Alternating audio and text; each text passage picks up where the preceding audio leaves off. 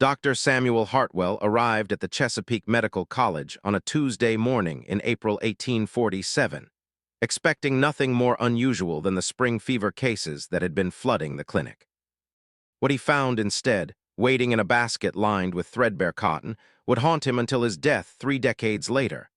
The infant couldn't have been more than 6 weeks old. A slave child brought in by the overseer of the Talbert estate, just outside Baltimore. The baby was healthy by all measures: pink gums, steady breathing, a strong grip when Hartwell offered his finger. But when the child opened its eyes, the doctor felt something cold settle in his chest. They were not simply similar to another child's eyes, they were identical. Precisely impossibly identical to the eyes of another infant he'd examined 3 months prior at the Annapolis dispensary. The same unusual amber color, yes, but also the same minute flecks of gold arranged in the exact same pattern around the pupils. The same thin, darker ring at the outer edge of each iris, the same slightly elongated shape to the left eye. Hartwell had been practicing medicine for 17 years. He'd examined hundreds of children. He knew the range of human variation. This was beyond variation. This was replication. He asked the overseer if the mother had been moved from another plantation recently. The man said no. She'd been born on Talbot land herself, never traveled more than 5 miles in her life. Hartwell asked about the father. The overseer's face hardened and he said nothing useful. Hartwell pressed, mentioning he'd seen another child with remarkably similar eyes. The overseer left quickly after that, taking the baby with him, saying, "Doctor." Hartwell's services wouldn't be needed after all. That night, Hartwell pulled out his medical journal and found his notes from January. The first infant, a girl, brought in by a midwife from a plantation in Annandale County. He'd made detailed sketches of the unusual eye coloration, noted the patterns. He laid the drawings beside his fresh sketches from that morning. They matched perfectly. 2 babies born on plantations, 40 mi apart to mothers who'd never met somehow possessed the same eyes down to the smallest detail. And if Dr. Hartwell had learned anything in his years practicing medicine in the slaveholding regions of Maryland, it was this. When something impossible kept appearing among the enslaved population, there was always a human explanation, and it was rarely innocent. If you've ever wondered what secrets were kept in the medical records of the antebellum South, the kinds of patterns that doctors noticed but dared not speak aloud, then stay with this story. Because what Dr. Hartwell discovered in the months that followed would force him to choose between his medical ethics and his physical safety. And the choice he made would mean some truths stayed buried for more than a generation. Before we continue, I need to ask you something. If you find this story compelling, if you want to hear more histories that have been deliberately obscured, then subscribe to this channel right now. These stories take weeks of research to uncover. And your subscription tells me you value this work. It's free. It takes 2 seconds, and it helps ensure I can keep bringing you these forgotten chapters of American history. Now back to Maryland, 1847, where Dr. Hartwell was about to realize the pattern was far larger than 2 babies. Dr. Hartwell couldn't let it rest. His medical training had instilled in him a compulsion toward understanding, toward finding the mechanism beneath the mystery. That same week, he began writing to colleagues across Maryland, doctors who served plantation populations who might have encountered similar cases. Most never replied. 2 wrote back with curt notes saying they had no relevant observations. But Dr. Marcus Finley, who ran a small practice in Dorchester County, sent a different kind of letter. Finley had seen it, too. Not just once, but twice. Both times in the past year. Both times involving infants born to enslaved women. Both times those distinctive amber eyes with the gold flecks in the identical pattern. Finley had assumed it was some kind of hereditary trait, until Hartwell's letter arrived, because his 2 cases were from plantations owned by different families, with no known connection between the mothers. The 2 doctors met in May at a medical society gathering in Baltimore. They found a quiet corner in the meeting hall and compared their notes. 4 children total now. 4 plantations, Talbot, Annapolis, Dorchester, 2 separate estates in Dorchester. No familial connection between the mothers. No shared ancestry that anyone knew of. Hartwell asked the obvious question, Could it be the fathers? Finley had already considered this. If one man was traveling between these plantations, fathering children with enslaved women, we might expect to see familial resemblance. But this isn't resemblance. You've seen it yourself. These eyes are reproductions. Hartwell suggested they might be dealing with some unknown medical phenomenon, perhaps a rare condition triggered by environmental factors. Something in the water or soil particular to Maryland's tidewater region. Finley looked around to make sure no one was listening. Or perhaps, he said quietly, someone is conducting an experiment. The idea seemed absurd at first, but this was Maryland in 1847, just 18 years before the end of slavery. Medical experimentation on enslaved people was not unknown. Dr. J. Marion Sims down in Alabama was already conducting his gynecological surgeries on enslaved women without anesthesia. Dr. Thomas Hamilton in Georgia had been testing heat endurance by placing enslaved men in heated pits. The medical journals occasionally published studies that relied on clinical material that could only have been obtained through enslaved subjects. But eye color.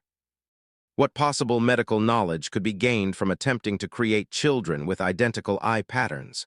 Hartwell and Finley decided to expand their inquiry. Over the next 3 months, they contacted every doctor they knew who practiced in Maryland's plantation regions. They were careful in their wording, asking only if colleagues had encountered unusual cases of distinctive ocular characteristics in Negro infants. By August, they had 13 confirmed cases. 13 babies born between November 1846 and July 1847, all with the same impossible eyes. The plantations were scattered across 6 counties: Talbot, Anne, Arundel, Dorchester, Queen Anne's, Kent, and Caroline. Some were large tobacco estates. Some were smaller farms. Some plantation owners were wealthy and politically connected. Others were struggling to maintain profitability in Maryland's declining agricultural economy. The only pattern Hartwell and Finley could identify was this. All 13 plantations had purchased slaves within the previous 2 years, and all those purchases had been made through the same Baltimore auction house, Chandler and Sons, located on Pratt Street. Chandler and Sons had operated in Baltimore since 1819.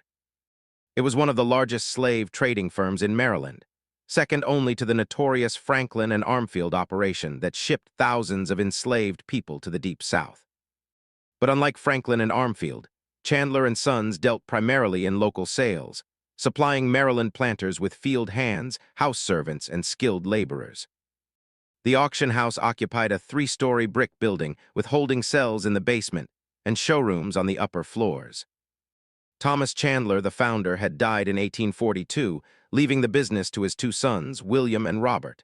By all accounts, they ran a respectable operation, if such a word could apply to the business of selling human beings. Hartwell visited the auction house in late August, posing as a potential buyer interested in acquiring a house servant. He was shown to a waiting room decorated with mahogany furniture and oil paintings of Maryland landscapes, a deliberate attempt to give the place an air of Gentile commerce. A clerk eventually brought out a ledger and began describing available stock. Hartwell made some noncommittal inquiries, then casually asked if the firm had any breeding women for sale. The clerk's demeanor shifted slightly. He said Chandler and Sons didn't specialize in that particular market, but could make arrangements if the buyer was serious. Hartwell pressed further, mentioning he'd heard that some Maryland planters were quite successful with their breeding programs, producing healthy children with remarkable consistency. Had Chandler and Sons facilitated any such programs? The clerk closed the ledger.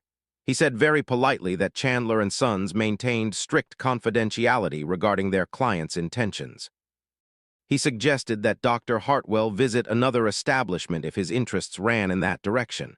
The conversation was over. Hartwell left empty-handed, but more convinced than ever that Chandler and Sons was the connection point. That evening he met again with Dr. Finley. They reviewed what they knew. 13 infants with identical eyes. 13 plantations that had recently purchased slaves through Chandler and Sons. The purchases had occurred between 1845 and early 1847, roughly 9 to 11 months before the births of the distinctive-eyed children. They're not selling breeding women, Finley said. They're selling stud males, men selected or bred specifically to produce children with those eyes. But why? That was the question that neither doctor could answer. What possible advantage would there be in creating children with matching eye patterns? It wasn't a desirable trait that would make the children more valuable as laborers. It wasn't a beauty standard that would increase their worth as house servants.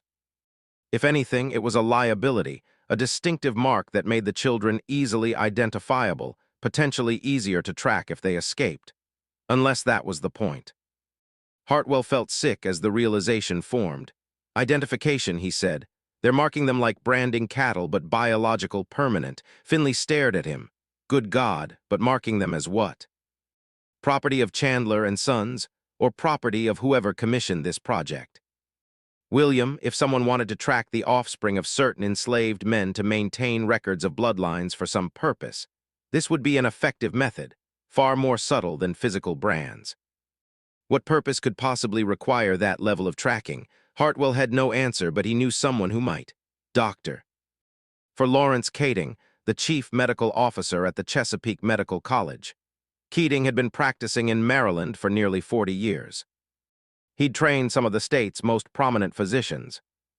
If anyone had heard rumors about unusual breeding programs or medical experiments involving enslaved populations, it would be Keating, Doctor. Keating received Hartwell in his office on a September evening, after the day's teaching was complete. The old professor listened carefully as Hartwell laid out the evidence, the 13 infants, the identical eyes, the connection to Chandler and Sons, the theory about biological marking. When Hartwell finished, Keating was quiet for a long time. Then he rose, went to his door, checked that the hallway was empty, and closed the door firmly. "You need to stop this investigation immediately," Keating said. Hartwell was stunned. "Sir, if there's a systematic program of experimentation occurring, of course there is." Keating interrupted. "Do you think you're the first to notice patterns among the enslaved population? Do you think other doctors haven't seen things that disturb them? The question is not whether such things occur. The question is whether you want to survive pointing them out." Keating returned to his desk and removed a file from a locked drawer. 3 years ago, a doctor in Virginia named Samuel Cartwright published a paper identifying what he called dratomania, a supposed mental illness that caused slaves to run away.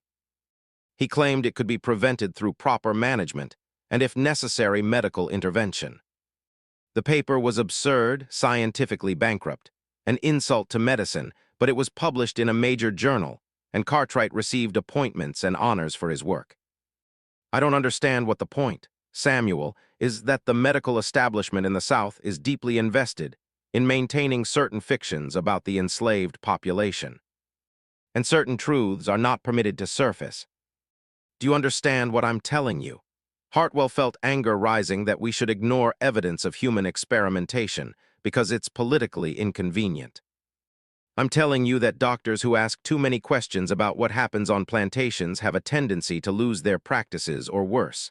Keating opened the file. "Doctor. Edmund Foster in South Carolina published a paper in 1839 questioning the ethics of medical testing on enslaved subjects. His clinic was burned down 6 months later, never practiced again. Doctor. Nathan Price in Georgia testified at a trial that injuries to an enslaved child were inconsistent with an accident implying abuse.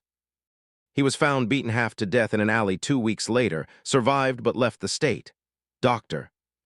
James Whitfield right here in Maryland, Dorchester County, started asking questions about mortality rates among enslaved children on certain estates. His medical license was revoked on trumped-up charges of incompetence. Died in poverty. Keating closed the file. The institution of slavery is sustained by agreement, Samuel, spoken and unspoken. One of those agreements is that certain things are not examined too closely. Whatever is happening with these children, whoever is behind it has resources and connections. If you continue pursuing this, you will lose everything, and you won't save a single child." Hartwell wanted to argue, but he knew Keating was right. He was a single doctor with no political connections, no wealth, no protection. He was exactly the kind of person who could disappear into the category of unfortunate accidents. But the scientific part of his mind still needed to understand. "Can you at least tell me if you've heard anything? Rumors about what might be happening, Keating sighed. There are always rumors about breeding programs designed to produce stronger laborers, about medical studies tracking heredity and racial characteristics, about wealthy men funding research into human reproduction. Some plantation owners fancy themselves natural philosophers, conducting experiments in selective breeding the way English lords breed hunting dogs. But it's all rumors, Samuel. Nothing that could be proven in court, nothing that would matter even if it could be. And the eyes. Have you heard anything specific about attempts to manipulate eye color? Keating hesitated.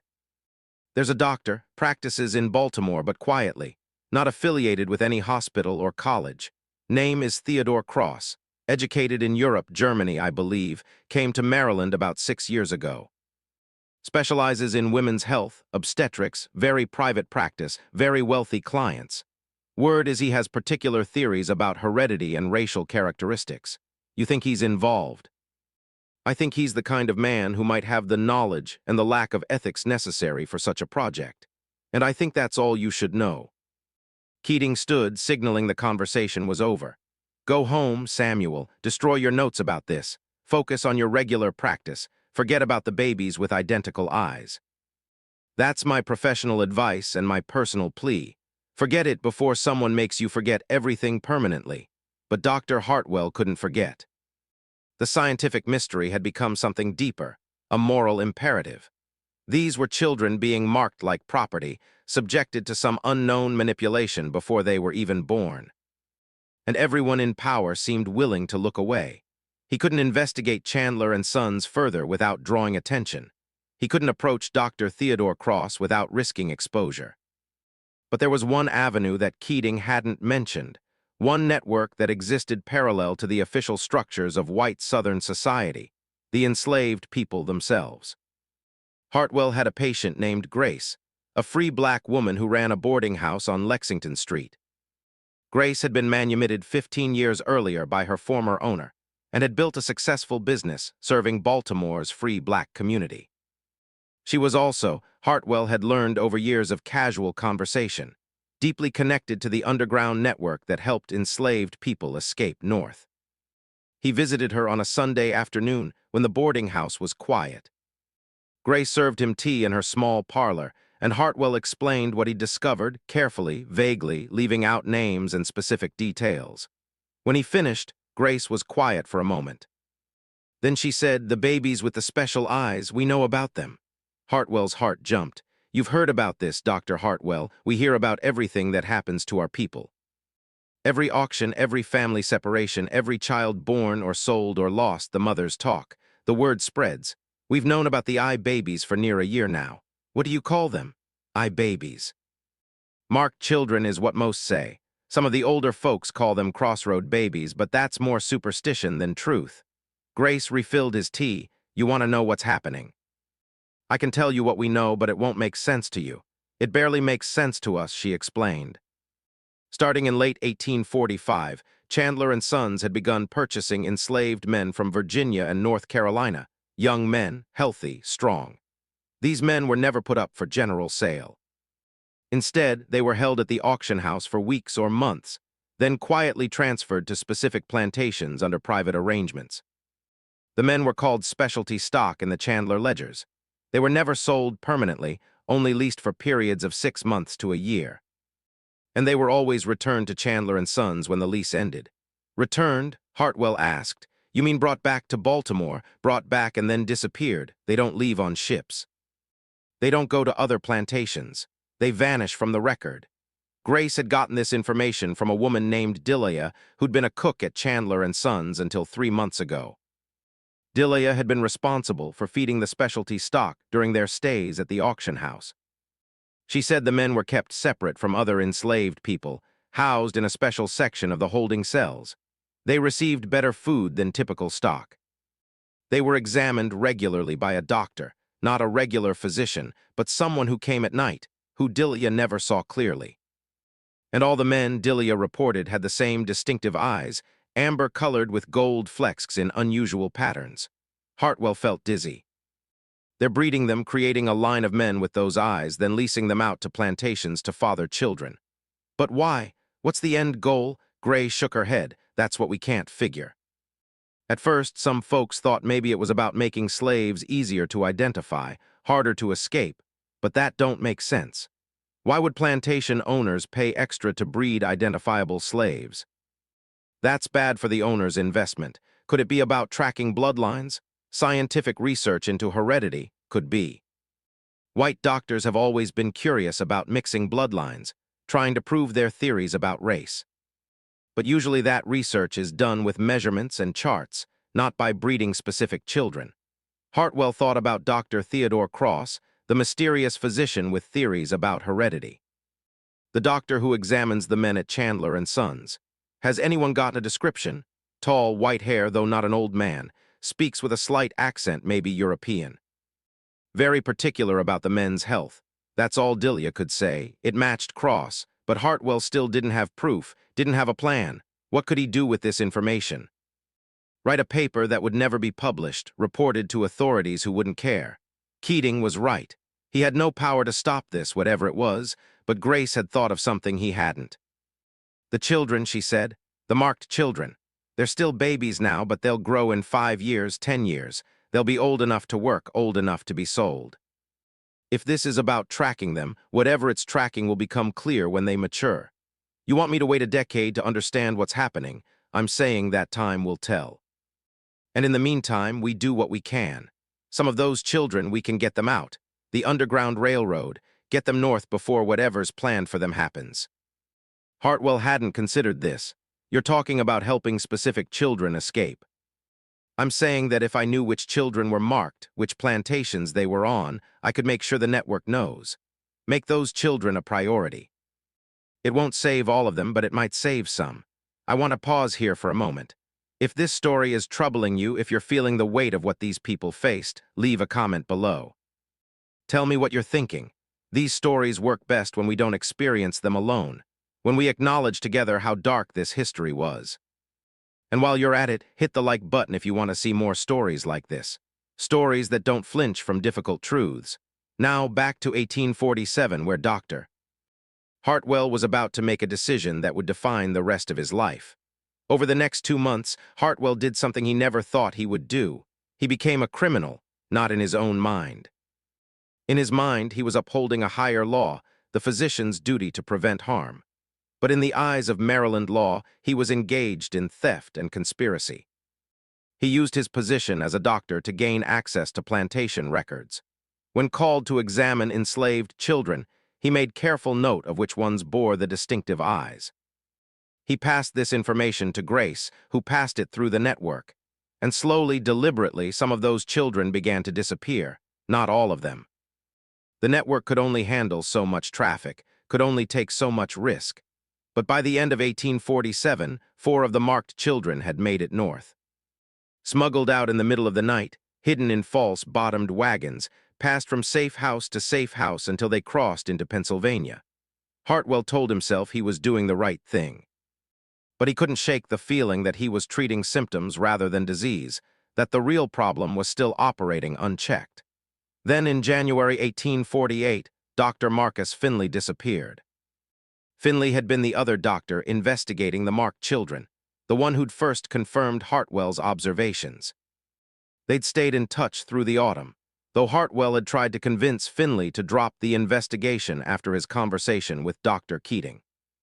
Finley had refused, said he was close to finding solid proof of what was happening. The last letter Hartwell received from Finley was dated January 8, 1848. It was brief and cryptic. Samuel, I've located patient records from Cross. Meeting someone tomorrow who has access to his private files. This is bigger than we thought. We'll write with full details once I've seen the documents. MF. There were no further letters. Hartwell sent 3 inquiries to Finley's office in Dorchester County, received no response. Finally, in late January, he traveled to Dorchester himself. Finley's clinic was closed, the building empty. Neighbors said doctor. Finley had left town suddenly, something about a family emergency in Philadelphia. But when Hartwell checked with the Medical Society in Philadelphia, no one had heard from Finley. No family emergency had been reported. Dr. Marcus Finley had simply ceased to exist. Hartwell knew what that meant. Someone had got to Finley. Either he'd been killed or he'd been frightened into silence and flight. And whoever was responsible now knew that multiple doctors were investigating the marked children. Hartwell waited for the knock on his own door for the threatening letter for the violence that had silenced Finley. But weeks passed, then months, and nothing happened. His practice continued normally. No one questioned him, no one threatened him. He realized why in March when he saw Grace again. She told him the underground network had heard word. Doctor. Finley had gotten too close, started asking questions directly of people connected to Chandler and Sons. He'd been warned, ignored the warning, and been forcibly removed. But Hartwell was being left alone because he'd been more careful, because his inquiries had been more discreet. They don't want a pattern of dead doctors, Grace explained. One disappearance is unfortunate, two is a conspiracy. As long as you stay quiet, as long as you don't push too publicly, they'll leave you be. It was a threat disguised as mercy. Shut up or join Finley. Hartwell shut up. He stopped his investigation. He destroyed his notes exactly as Dr. Kading had advised. He continued helping marked children escape when he could, but he stopped asking questions about the broader program. And for 2 years, that was enough. The marked children kept being born. Grace's network estimated at least 30 by the end of 1849. But Hartwell focused on what he could control, which was saving individual lives rather than exposing systemic evil. Then he met Judith. Judith arrived at Hartwell's clinic on a May evening in 1850, brought by Grace. She was a young woman, maybe 22, with a deep scar across her left forearm and eyes that had seen too much. She was also 8 months pregnant. "This is the one I told you about," Grace said quietly. "She has something you need to hear." Judith had been enslaved on a plantation in Queen Anne's County, one of the estates that had leased specialty stock from Chandler and Sons. The man had been named Peter, tall, strong, with those distinctive amber eyes. He'd been brought to the plantation in March 1849 with explicit instructions from the owner. Peter was to be matched with Judith. Matched, Hartwell asked, though he knew what it meant, forced together. Judith said flatly, not asked, told. The master said Peter was valuable stock. Said I should be grateful to bear his child. Said the baby would be special. She'd gotten pregnant quickly. Peter had remained on the plantation for 3 months, then was taken back to Baltimore. Judith never saw him again, but she heard things from other enslaved people, from house servants who overheard conversations from the whisper network that carried information across counties. Peter, she learned, had fathered at least 6 other children on different plantations over the previous 2 years. All the mothers had been young, healthy, and light-skinned. All the children had been born with the same distinctive eyes. But there's more. Judith said the children don't stay with their mothers. Soon as they're weaned, they're taken. Sold, the masters say, but not at regular auctions. They go somewhere specific. Hartwell's blood went cold. Where? I don't know exactly, but I heard the overseer talking once. He was drunk, bragging to another white man about how much money he'd made from the special babies. Said there was a school, a place where they raised children for particular purposes. Said it was an experiment. Something about proving theories about racial mixing and intelligence. A school, an experimental facility raising children bred for specific characteristics. The pieces were starting to form a terrible picture. Hartwell asked if Judith knew where this school was located. She didn't, but said the overseer had mentioned Western Maryland, somewhere in the mountains, isolated. "Why are you telling me this?" Hartwell asked. "Why, trust me," Judith met his eyes. "Because Grace says you're helping children escape, and I want my baby out before they come to take her. I can feel it's a girl, and I won't let them have her for their experiments," Grace explained. Judith had been granted permission to visit Baltimore to see a midwife, a common practice for complicated pregnancies. But instead of returning to Queen Anne's County, Judith was going to be reported as having run away. The underground network would move her north, get her to Canada before the baby was born. "But I need you to know about the school," Judith said. "Need someone to know what's happening because there are children there already, maybe a dozen or more. Children who don't have mothers fighting for them. Children who have been property since birth. Somebody needs to know they exist." Hartwell promised he would find a way to use the information. He examined Judith, confirmed she was healthy enough for the dangerous journey north. A week later, she was gone, smuggled out of Maryland on a route Hartwell deliberately didn't learn. but the information about the school consumed him, an experimental facility in western Maryland. Children raised for particular purposes, theories about racial mixing and intelligence. It echoed the worst elements of the scientific racism that was gaining popularity in the 1850s. Scholars like Samuel Morton and Josiah Not were publishing works arguing for innate racial hierarchies, claiming that black people were biologically inferior to whites. Others argued that children of mixed race would be weak or sterile, or conversely, that careful breeding could create a perfect laboring class. Combining the supposed intelligence of whites with the supposed physical endurance of blacks. What if someone was trying to prove these theories through direct experimentation? Creating children with specific genetic markers, raising them in controlled conditions, studying their development and capabilities. The marked eyes weren't about identification for the market. They were about identification for research, a way to track which children were part of the experimental group to distinguish them from random enslaved children. Hartwell needed to find the school. But western Maryland was vast. Thousands of square miles of mountains and valleys, isolated farms and small communities. He couldn't simply wander the countryside asking about secret experimental facilities. He needed someone who knew the region, someone with connections to enslaved populations in that area. He needed the underground network's help, but Grace was already taking enormous risks. Asking her to investigate a facility lightly guarded and violent might be too much. While Hartwell wrestled with this, events beyond his control were reshaping the nation.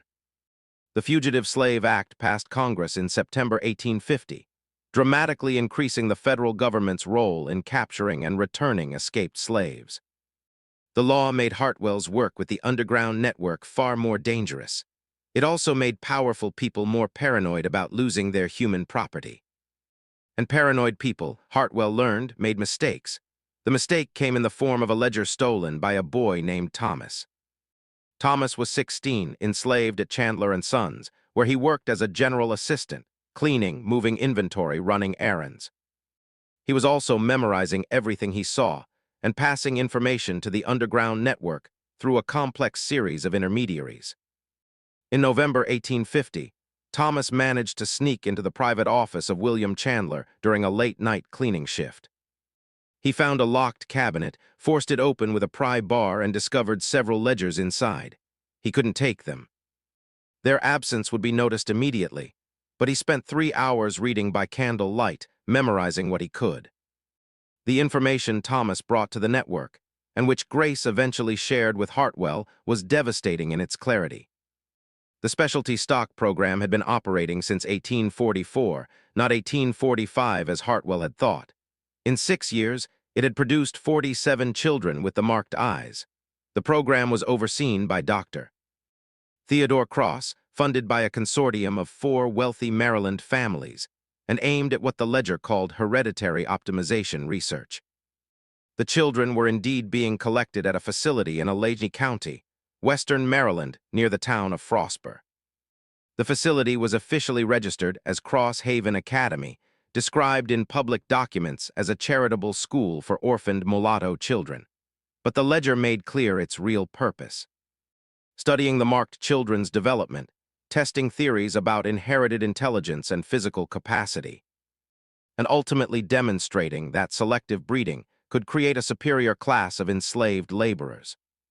The men being bred, the ones with the distinctive eyes, were themselves products of earlier breeding experiments.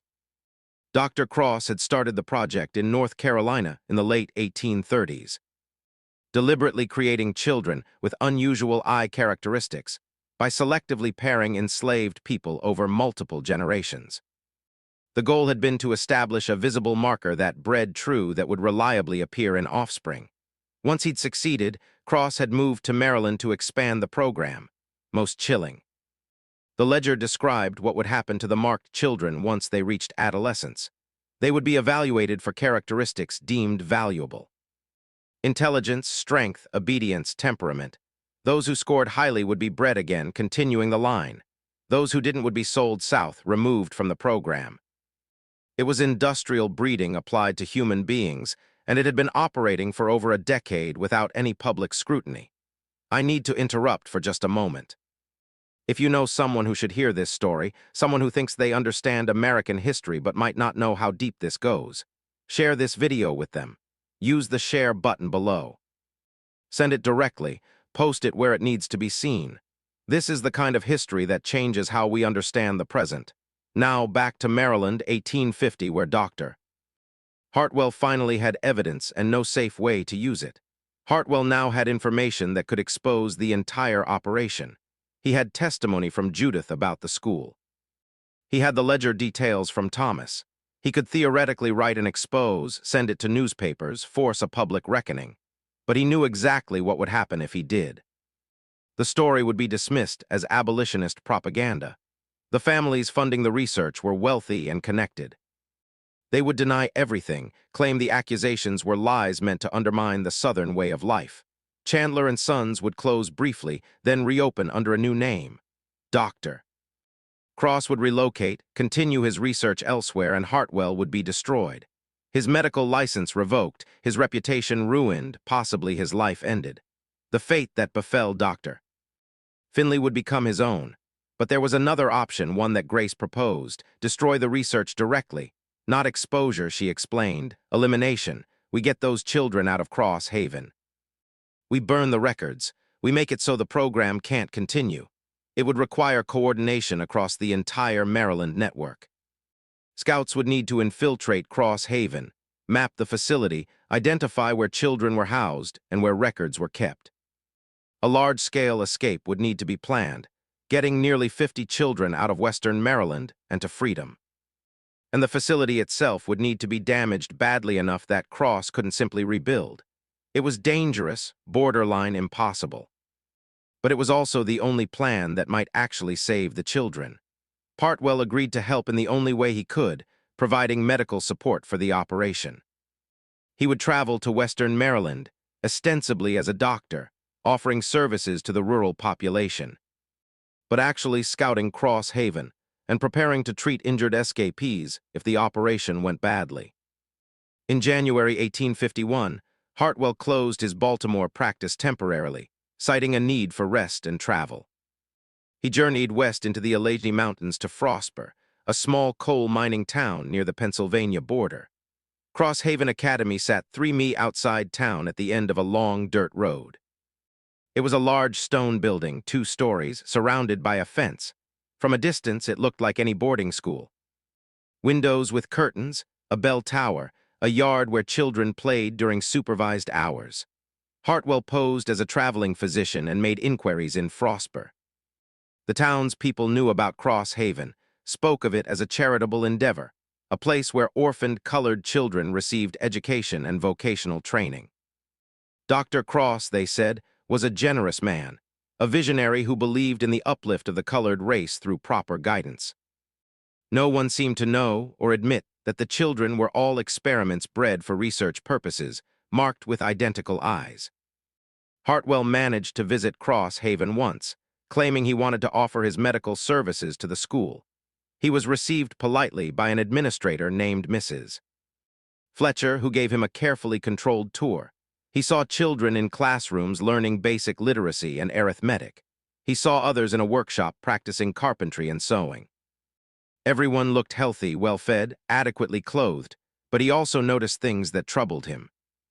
The children never spoke unless spoken to, moved in rigid lines, showed none of the natural energy and chaos of normal childhood. And when he looked closely at their eyes, amber with gold flecks, all identical, he saw something that chilled him. They looked at him with perfect blankness, as if they'd learned that showing emotion was dangerous. Mrs. Fletcher declined his offer of medical services, saying Cross Haven had an excellent resident physician. Hartwell was shown out. He'd learned the layout, confirmed the children were there, but hadn't found where records were kept or how heavily the place was guarded. The network would need more information. Over the next month, 3 black operatives, 2 men and 1 woman, all free blacks from Pennsylvania, visited Frostburg, posing as laborers looking for work. They observed Cross Haven's routines, bribed a supply driver for information about the building's interior, and identified the best approach routes. By March, they had a plan. But before they could execute it, something happened that changed everything. Dr. Theodore Cross died.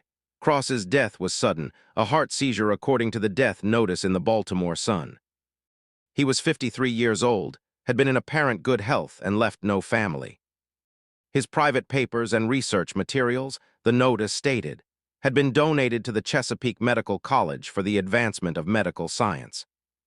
Hartwell saw the notice and felt a cold certainty. The papers would disappear. The families funding the research wouldn't allow Cross's work to become public. Whatever had been donated would be quietly destroyed or hidden unless Hartwell could get to them first. Dr. Keating, the medical college's chief officer, received Hartwell in his office with obvious reluctance. Yes, Cross's papers had arrived. 3 large crates. No, they hadn't been cataloged yet. No, Hartwell could not examine them. They were the property of the college, and besides, they'd been designated for restricted access. Restricted by whom? Hartwell demanded. By the gentlemen who are funding a new research wing in Cross's honor. They've made a generous donation to ensure his work continues in appropriate hands. The consortium.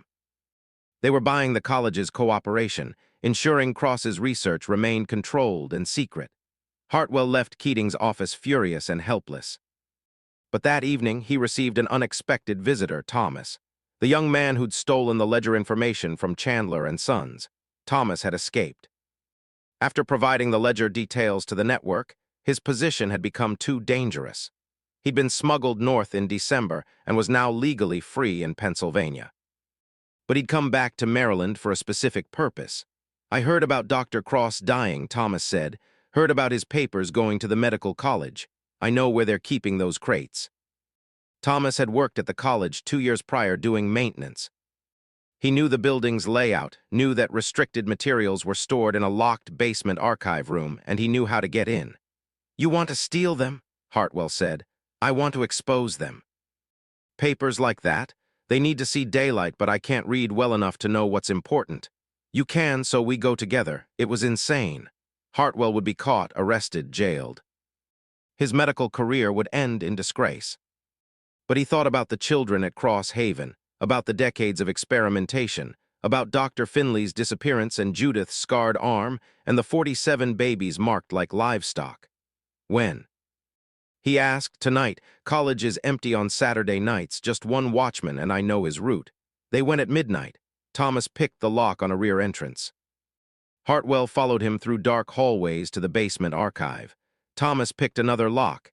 He was disturbingly skilled at this, and they were in 3 crates exactly as Keating had described. Hartwell and Thomas worked by the light of a shuttered lantern, pulling out files and documents, looking for anything that explained the full scope of Cross's work. Most of it was scientific. Breeding charts, heredity tables, measurements, and observations about the marked children's development. But deeper in the second crate, Hartwell found something else. Correspondence. Letters between Cross and the 4 families funding his research. Letters discussing the program's goals, its challenges, its successes. And in those letters, the truth emerged with horrible clarity. The marked children weren't being bred to become superior slaves. They were being bred to become proof that such breeding was possible. Living evidence that could be used to justify the expansion of slavery. The families funding Cross weren't plantation owners. They were investors and politicians, men with stakes in slavery's continuation as an institution. And they understood that by the 1850s, slavery was under moral and economic pressure. Abolitionism was growing. Some southern states were considering gradual emancipation. The system needed new justification. Cross's research was meant to provide that justification. If he could demonstrate that selective breeding improved enslaved populations, made them healthier and more capable, it would support arguments that slavery was actually beneficial. A form of managed improvement that elevated black people beyond what they could achieve in freedom. The marked children were meant to be exhibited, studied, used as propaganda. One letter dated 1849 was particularly explicit. It came from a Maryland state legislator named Howard Prescott and outlined a plan to present Cross's research to the state assembly, arguing for legislation that would encourage scientific improvement of the colored population through regulated breeding programs. Prescott believed this could become a model for other slave states, a way to frame slavery as progressive rather than barbaric. The program had never been about the individual children. They were meant to be tools in a political argument, living props in a defense of human bondage. Hartwell felt sick. He gathered as many of the most damaging letters as he could carry, stuffed them in a leather satchel. Thomas took photographs and breeding charts, anything that documented the scale of the operation. They were nearly finished when they heard footsteps above. The night watchman off his usual route. Thomas motioned for silence. They shuttered the lantern and waited in darkness. The footsteps came closer, reached the top of the basement stairs, paused. Hartwell's heart hammered. Then the footsteps retreated, moved away down the hall. After 10 minutes of frozen silence, Thomas whispered that they should leave immediately. They got out the same way they'd entered, disappeared into Baltimore's night streets with their stolen evidence. By morning, Hartwell was back in his rented room, reading through the documents more carefully, trying to decide what to do with them. The letters alone could cause a scandal. Published in the right newspapers sent to abolitionist organizations in the North, they might spark outrage sufficient to shut down Cross Haven and discredit the families involved. But they might also galvanize pro-slavery forces, make Cross's research a rallying point rather than an embarrassment. Hartwell realized he needed advice, needed someone with political connections and moral courage. He needed to contact the abolitionist movement directly. Through Grace's network, he arranged to meet with William Watkins, a prominent black abolitionist in Baltimore. Watkins examined the documents and immediately understood their significance. "This is what we've been saying all along." Watkins said that slavery corrupts absolutely, that it turns human beings into experimental subjects, children into property, science into propaganda. "These letters prove it. Can you use them? Publish them. I can get them to Frederick Douglass. He'll know what to do." "But Samuel, you understand what will happen to you if your involvement becomes known." "I understand." Watkins studied him. "Why are you doing this? You're a white man, a doctor respected. You could walk away, protect yourself. Why risk everything?" Hartwell thought about the babies he'd examined, about their identical eyes staring up at him with infant innocence, unaware they'd been marked for experimentation before birth. "Because someone has to," he said, "and I was in a position to know." The documents reached Frederick Douglass in April 1851.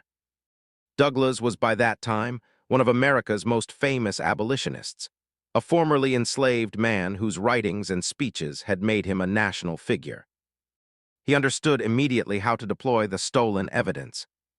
Rather than publish the documents directly, which would allow Cross's defenders to claim forgery or distortion, Douglass used them to guide a deeper investigation. He contacted allies in Maryland's small abolitionist community, hired investigators to verify the claims, and built an irrefutable case. In June 1851, the Baltimore American published a series of articles exposing Cross Haven Academy as an experimental breeding facility. The articles included testimony from escaped slaves, documentation of the specialty stock program at Chandler and Sons, and carefully selected excerpts from Cross's correspondence. The story spread to other newspapers, both Northern and Southern. The reaction was explosive. Northern abolitionists cited it as proof of slavery's moral bankruptcy. Southern defenders initially tried to dismiss the story as abolitionist lies, but too many details checked out. Too many sources confirmed the basic facts. The families funding Cross's research scrambled to distance themselves, claimed they'd been deceived about the program's nature, destroyed whatever records they could reach. Maryland's state legislature, embarrassed by the scandal, ordered an investigation. In August, officials raided Cross Haven. They found 41 children still resident, all with the marked eyes. The children were legally confiscated as evidence, then, in a rare act of mercy influenced by abolitionist pressure, manumitted and placed with free black families willing to take them. Chandler and Sons closed permanently. William and Robert Chandler were charged with fraud and illegal trafficking, though the charges were eventually dropped on technicalities. They left Maryland and disappeared from public record. The specialty stock men, the ones bred with marked eyes, were never found. Grace's network believed they'd been quietly sold south, and scattered across deep South plantations where their unusual appearance would matter less than their labor value. As for Dr. Hartwell, his involvement remained secret. Only a handful of people knew he'd stolen the documents that made the exposure possible. He returned to his medical practice, continued working quietly with the underground network, and lived another 32 years. In his private journal, discovered after his death in 1883, Hartwell wrote about the marked children often. He estimated that roughly one-third of them, maybe 15 or 16, had escaped to freedom through the Underground Railroad before the exposure. The 41 liberated from Cross Haven were given new names, new lives, and most survived into adulthood. But he never learned what happened to the rest. The ones sold south, whose distinctive eyes would have followed them through whatever lives they led under bondage. He wrote, "I have been haunted my entire life by those identical eyes, not because they were unusual in themselves, but because of what they represented. The reduction of human beings to experimental subjects, the treatment of children as data points in a scientific argument. I exposed one program saved some children, but I know there were others, other doctors, other experiments, other atrocities we never uncovered." The marked children were only one visible example of an invisible system, and that more than anything is what I cannot forget. The Cross Haven scandal faded from public memory within a decade. By the time of the Civil War, it was a footnote in the broader history of slavery's horrors. No comprehensive records were kept of the marked children's fates. No formal accounting was ever made of how many were born, where they ended up, whether the eye trait persisted in their descendants. Some historians have suggested the entire story might be exaggerated or apocryphal, that Cross Haven existed, but wasn't quite as sinister as abolitionist newspapers claimed, that the breeding program was smaller and less systematic than documented. But the documents are real. Frederick Douglass's papers include the original letters stolen from the Chesapeake Medical College. The Baltimore American's archives preserve the exposure articles. Maryland legislative records show the investigation and Cross Haven's closure. The babies with identical eyes were real. The program that created them was real. And the fact that we almost lost the entire story to deliberate obscurement is perhaps the most troubling part of all. If Dr. Samuel Hartwell hadn't been the rare physician who valued truth over safety, if Grace's Underground Network hadn't preserved information that the official record tried to erase, if Thomas hadn't risked his freedom to steal documents, this chapter of history would have remained completely hidden. How many other chapters stayed hidden because no one was positioned to reveal them? How many other experiments, other programs, other systemic abuses disappeared without witnesses willing to speak? That's the question the marked children leave us with. Not just what happened to them specifically, but what we'll never know about. The patterns no one documented, the crimes no one exposed, the victims whose stories died with them. The last confirmed sighting of one of the marked children came in 1889 when a woman named Sarah Freeman, a formerly enslaved person living in Ohio, gave an interview to a local historian. She mentioned that her eldest brother had been born with strange golden eyes, same as a dozen other children we heard about. She said the brother had been sold away when she was young, before the war. She never saw him again. Didn't know if he'd survived. But she remembered his eyes. Remembered they'd marked him as special in a way she didn't understand until much later when the stories about Cross Haven surfaced. "I think about him sometimes," Sarah said in that interview. "Wonder if knew what was done to him before he was born. Wonder if those eyes were a curse or just a mark of someone else's sin. But mostly, I hope he got free somehow. Hope he lived long enough to look in a mirror and see himself as a person, not as somebody's experiment." We don't know if he did. We don't know what became of most of the marked children, but we know they existed. We know they were born into a system that treated them as property and data. We know some were saved, many weren't, and all carried a visible reminder of the cruelty humans are capable of when they stop seeing each other as human. That's the truth Marilyn tried to bury. That's the story the doctors who examined those babies almost let disappear. And that's why we tell it now, not because it's comfortable, but because forgetting is worse. Thank you for staying with this story all the way through. I know it was heavy. I know it raised questions that didn't have easy answers, but that's why this channel exists, to recover the histories that were deliberately obscured. To make sure these voices aren't lost, if you found value in this, if you want more stories that dig into the uncomfortable truths of American history, Subscribe and join this community.